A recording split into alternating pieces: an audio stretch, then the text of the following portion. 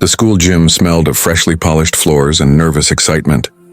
Posters for the annual charity dance hung from the walls, and students buzzed about in groups planning outfits and partners. But at one corner of the hallway stood Ethan Carter, a scholarship student who never quite fit in. He worked nights at a diner, fixed broken computers for classmates, and saved every penny for his tuition. The idea of asking anyone to the dance seemed almost laughable. Still, there was someone who caught his eye. Maya, the young nurse from the campus clinic. She always smiled at him when he came in for his frequent injuries from his part-time jobs.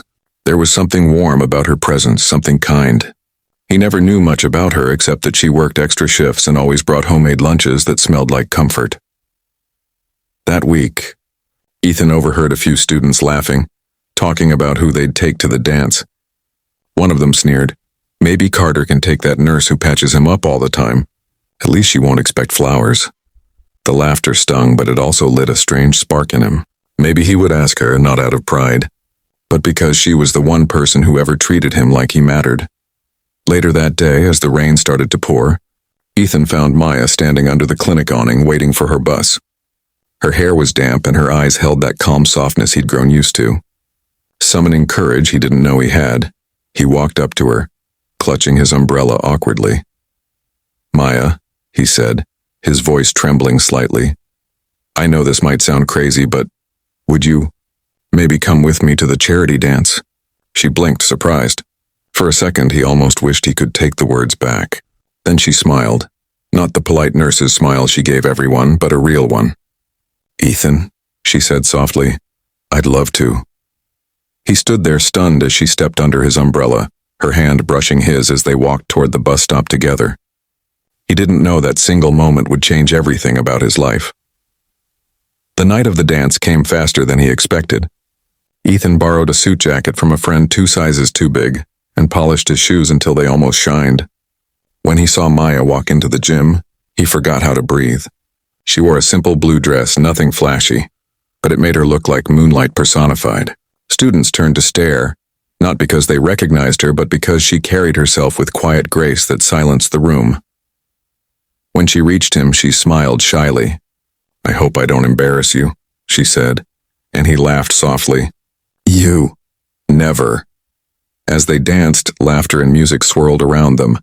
For a while, Ethan forgot about class, money, or his worn-out shoes. It was just her, the warmth in her eyes, the sound of her laugh, the way she listened like every word he said mattered. Halfway through the night, the principal announced that the event had raised over $50,000 for the campus hospital wing, and several sponsors were present, including one very important name, Reynolds Medical Group. The crowd turned toward the entrance as a tall, silver-haired man in a tailored suit entered with quiet authority. He looked around the room, scanning the students, until his eyes froze on Maya. Ethan felt her hand tighten slightly in his. Her smile faltered. "Dad?" she whispered. Ethan's heart dropped. "Your dad?" Before she could answer, the man approached.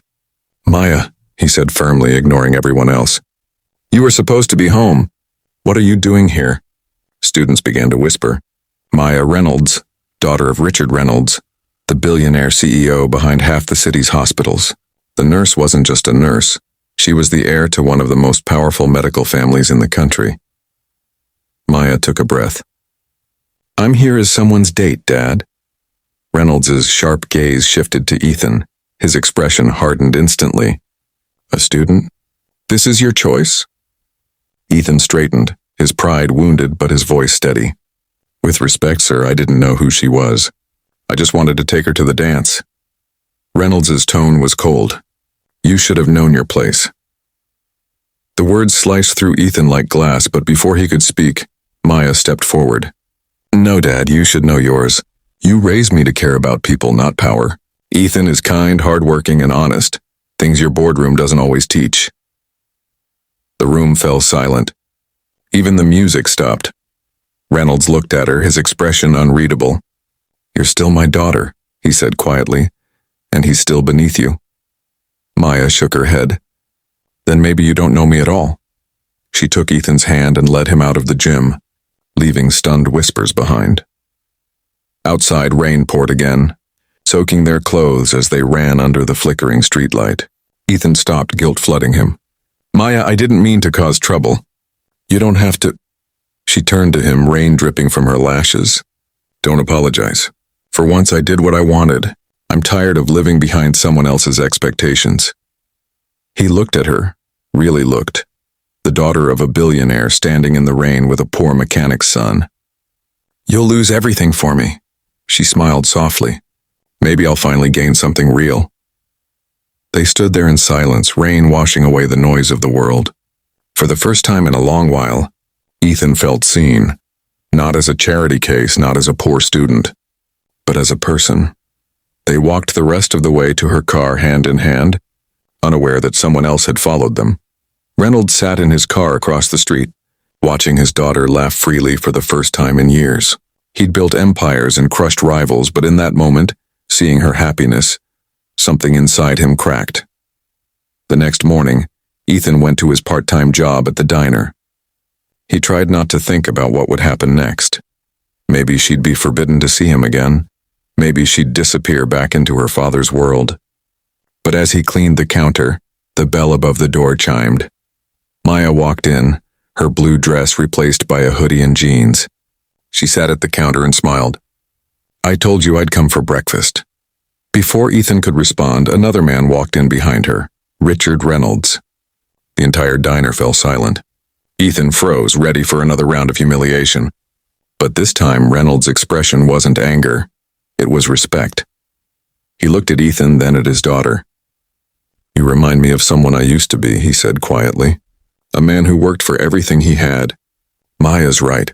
I lost that part of myself somewhere along the way." Ethan didn't know what to say. Reynolds continued, "I won't pretend this isn't strange, but if she sees something in you, maybe I should too." He pulled out a small envelope and placed it on the counter. "Full scholarship. Engineering program. No strings attached, just prove me wrong, Mr. Carter." Ethan was speechless. Maya reached for his hand under the counter, squeezing it gently. Reynolds nodded once, then turned to leave, pausing at the door. "And Ethan," he said, glancing back, "next time you ask her out, don't wait for a dance." The diner erupted in soft laughter, but Ethan couldn't move. He looked at Maya, whose eyes sparkled with pride. "Guess my dad isn't so scary after all," she whispered. Ethan smiled, still dazed. "Maybe not, but you're something else," she grinned. "Then I guess we both found something real last night." Outside, the morning sun broke through the clouds, lighting the wet streets with a golden glow. For the first time, Ethan felt the world wasn't stacked against him. It was opening up, one impossible miracle at a time. And somewhere, a once-cold CEO sat in his car, watching the two young souls through the diner window and realizing that sometimes the richest lessons don't come from money, but from the courage to love without fear.